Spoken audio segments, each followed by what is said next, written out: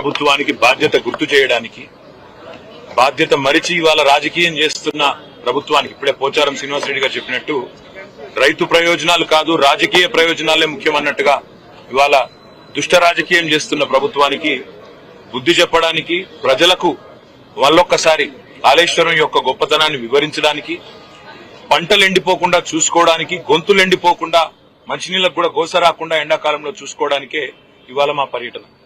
మేడిగడ్డ అనేది ఇప్పుడే పోచారం గారు చాలా స్పష్టంగా చెప్పారు.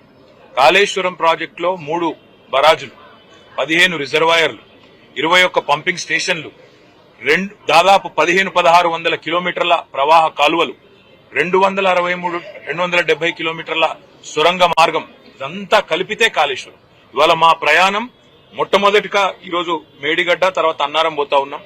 తదనంతరం రాబోయే రోజుల్లో అన్ని రిజర్వాయర్లు కూడా సందర్శిస్తాము, అన్ని చోట్లకు కూడా పోతాము. ఇది మొదటిది మాత్రమే, ఇవాళ పర్యటన మొదటి భాగం మాత్రమే.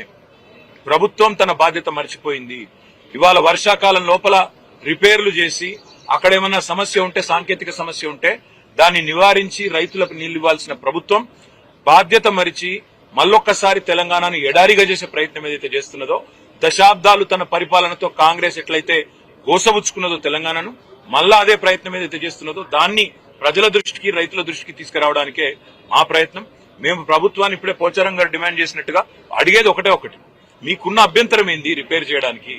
బాధ్యుల మీద చర్యలు తీసుకోండి, మేము కాదనట్లేదు. తప్పు జరిగితే బాధ్యుల మీద చర్యలు తీసుకోండి, ఏ రకమైన ఎంక్వైరీలు వేస్తారో వేసుకోండి, కానీ మా మీద కోపం రైతుల మీద తీర్చుకోకండి. మా మీద ఉండే ద్వేషం, మా పార్టీ మీద ఉండే కోపం రైతుల మీద, రాష్ట్ర ప్రజల మీద తీర్చవద్దు అనే మాట ఒకటి. రెండవది, ఎండిపోతున్న పంటలు ఇప్పటికే స్టార్ట్ అయింది, ఆ ఇబ్బంది ఇప్పటికే స్టార్ట్ అయింది. వాటిని కూడా సందర్శిస్తుంది మా పార్టీ నాయకత్వం.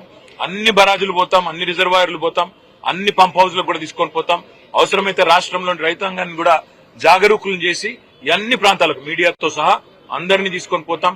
కాళేశ్వరం యొక్క సమగ్ర స్వరూపం, ప్రజాధనంతో కట్టిన ప్రాజెక్టును ఇవాళ పూర్తి స్థాయి దుష్ట ఆలోచనతో, ఒక కుట్రతో కూల్చే ప్రయత్నం ఏదైతే ప్రభుత్వం చేస్తున్నదో, వరద నీటిలో కొట్టుకపోవాలి, రిపేర్ చేయకపోతే వర్షాకాలంలో వరద వస్తే మొత్తం బరాజ్ కొట్టుకపోవాలన్న ఆలోచన ఏదైతే చేస్తున్నదో దాన్ని ప్రజలకు చెబుతాము.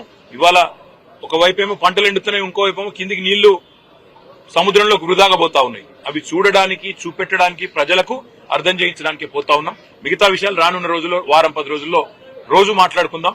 తప్పకుండా మా నాయకులు అందరం కూడా అన్ని రిజర్వాయర్లు గాని, అన్ని పంపింగ్ స్టేషన్లు గాని, అన్ని ప్రవాహ కాలువలు గాని అన్ని చోట్ల కూడా పోతాం. ఇది మొదటిది మాత్రమే మాట నేను మీకు విజ్ఞప్తి చేస్తాను.